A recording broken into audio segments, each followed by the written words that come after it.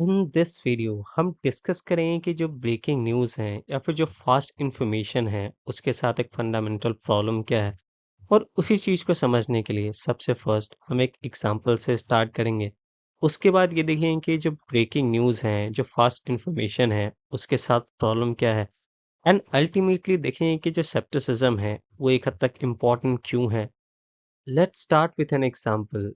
जो 2015 है उसमें एक इंसिडेंट हुआ जहां सरबजीत सिंह और जसलीन उनके बीच में ट्रैफिक में कोई डिस्प्यूट स्टार्ट हुई।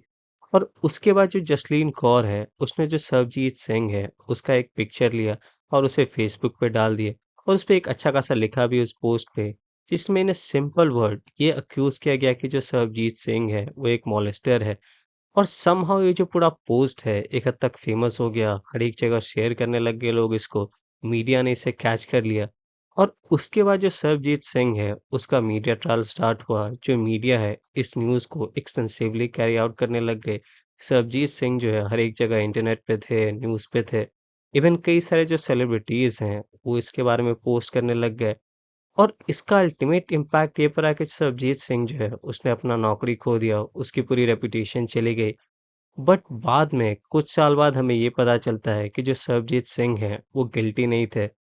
एंड इसके बाद इवन जो पब्लिक है वो भी जो सरबजीत सिंह है उसे एक हद तक सपोर्ट करना स्टार्ट करती है। बहुत सारे लोगों ने जिन्होंने इनिशियली उसके अगेंस्ट लिखा था, चाहे सोनाक्षी सिन्हा हो और भी बहुत सारे लोग हों, उन्होंने उससे माफी मांगी।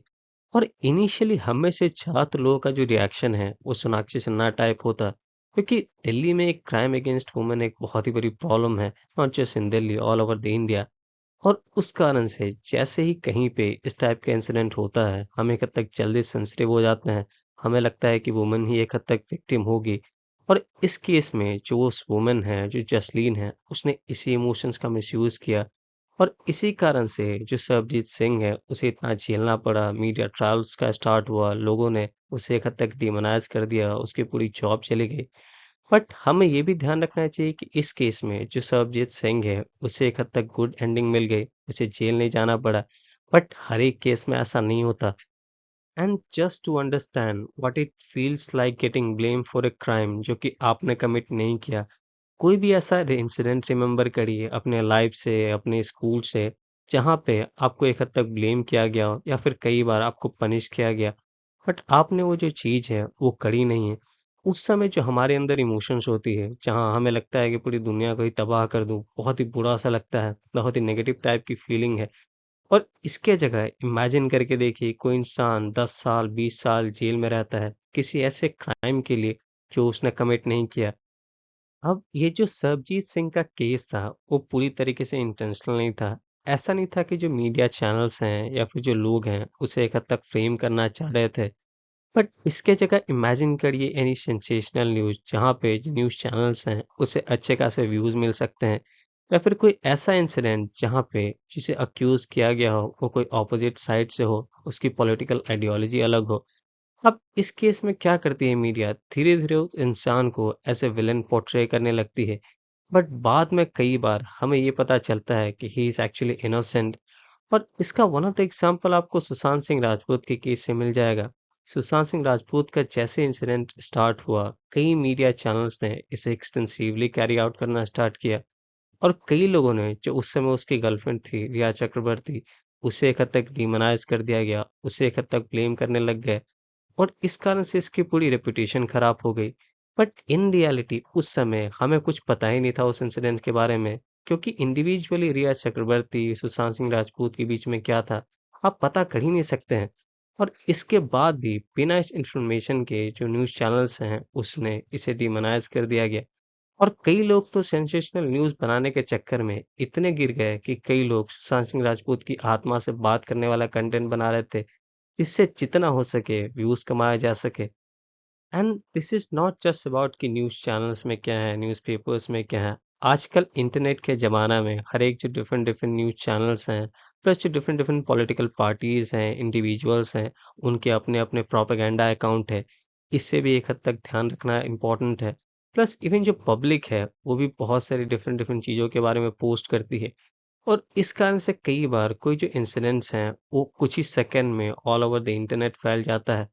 और इसीलिए ये ध्यान रखना बहुत इम्पोर्टेंट है कि ऐसा ना हो कि आप किसी इंसान को पूरी तरीके से डिमोनाइज़ कर दें।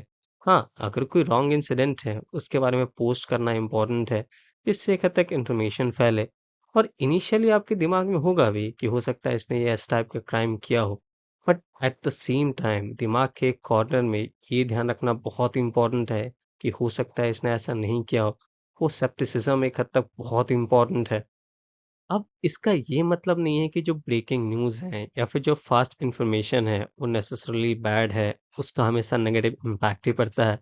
जो फास्ट इंफॉर्मेशन है वो अब एक इंटीग्रल पार्ट है, क्योंकि इंटरनेट है और जैसे ही इंटरनेट है धीरे धीरे ये हर एक जगह फैल जाएगा। कुछ ही सेकंड में डिफरेंट डिफरेंट अकाउंट्स इसके बारे में पोस्ट करेंगे और इसीलिए कोई भी जो इंसिडेंट है कुछ ही सेकंड्स में ऑल ओवर द इंटरनेट पे होता है। और कई बार इस चीज़ का एक हद तक पॉजिटिव इम्पैक्ट भी पड़ता है। जैसे निर्भया का केस ले लीजिए। वैसे उस समय इंटरनेट उतनी एक्टिव थी नहीं, बट समहाउ निर्भया के केस ने थ्रू न्यूज़पेपर ही फैला, थ्रू लोगों के थ्रू फैला। जो उस केस के बारे में एक हद तक लोगों को पता चला और वो इतना हीनियस केस था, उस कारण से धीरे-धीरे लोगों में एंगर बढ़ा। एंड यही एक रीज़न था कि जो निर्भया है, उसे इतना फास्ट जस्टिस मिल सका, जो कि एक हद तक लेट था but still comparing with other case एक हद तक फास्ट जस्टिस था। इसके जगह एक और अगर आप एग्जांपल लेना चाहें, मान लीजिए कोई ऐसा क्राइम हो जो कोई इन्फ्लुएंशियल इंसान हो, उसने कमिट किया हो। मतलब जिसके पास पॉलिटिकल पावर हो, पॉलिटिकल इन्फ्लुएंस हो, पुलिस में कनेक्शन हो, ब्यूरोक्रेसी में कनेक्शन हो। अब उसके लिए बचना एक हद तक बहुत ही ईज़ी हो जाएगा। पर जैसे ही वो इन्फॉर्मेशन इंटरनेट के थ्रू फैलेगा, जो प्रेशर है एक हद तक ब्यूरोक्रेसी पे जाएगी, जुडिशरी पे जाएगी और उसके बाद उस इंसान के लिए बचना बहुत ही डिफ़िकल्ट हो जाएगा। तो जो पब्लिक प्रेशर है, उसका एक बहुत इम्पोर्टेंट रोल है और जो फ़ास्ट इन्फॉर्मेशन है, वो उसमें एक बहुत इम्पोर्टेंट रोल प्ले करती है। क्योंकि जैसे ही इन्फॉर्मेशन फ़ास्ट फैलता है लोगों की तरफ, लोग धीरे-धीरे जो विक्टिम है, उसे सपोर्ट करते हैं। और इस कारण से जिसने क्राइम कमिट किया हो, उसको बचना उसके लिए बहुत डिफ़िकल्ट हो जाता है। एंड अल्टीमेटली अगर आप कोई भी इंफॉर्मेशन कंज़्यूम करें, चाहे वो न्यूज़ चैनल्स पे हो या इंटरनेट पे हो, ये बहुत ही इम्पोर्टेंट है। ये ध्यान रखना कि इट्स नॉट ऑलवेज़ एक्यूरेट और जो वेरिफ़िकेशन है, एक हद तक उसमें टाइम लगता है ये पता करने में कि इंफॉर्मेशन सही है, नहीं है, वो इन्वेस्टिगेशन के बाद ही पता चलेगा। और इसीलिए जो स्केप्टिसिज़्म है, वो एक हद तक बहुत इम्पोर्टेंट है। इसके साथ-साथ ये भी ध्यान रखना चाहिए कि जो मीडिया है, उसके खुद के बायस हैं। कोई ऐसे साइट्स हो जो उसके अपोज़िट साइड का हो, उसकी पॉलिटिकल आइडियोलॉजी अलग हो, उसे ये कई बार डिमोनाइज़ कर देते हैं। और जो सेंसेशनलाइज़ेशन है, वो भी एक रोल प्ले करता है। कई बार व्यूज़ के लिए इस टाइप की चीज़ें करना एंड अल्टीमेटली जो हम सबके अंदर इमोशंस हैं, जो बायस हैं, उसे एक हद तक ध्यान रखना। जो जसलीन प्लस जो सरबजीत के केस में देखा हमने, कई बार हम बहुत जल्दी इमोशनल हो जाते हैं और इस कारण से कई बार जो विक्टिम जो भी कह रहा है, हमें लगता है कि ये सही होगा।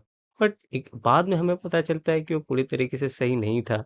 इसीलिए उस इमोशंस को भी कंट्रोल में रखना बहुत ही इम्पोर्टेंट है। प्लस अपने बायस को हो सकता है कई बार चाहे अक्यूज़्ड हो या फिर जो विक्टिम हो सकता है वो हमारे साइड का हो या हमारे ऑपोजिट साइड का हो। ऐसा ना हो उस केस में अगर हम किसी साइड से हैं, उसका साइड पहले ही ले लें। एक हद तक ऑब्जेक्टिव रहना बहुत इम्पोर्टेंट है।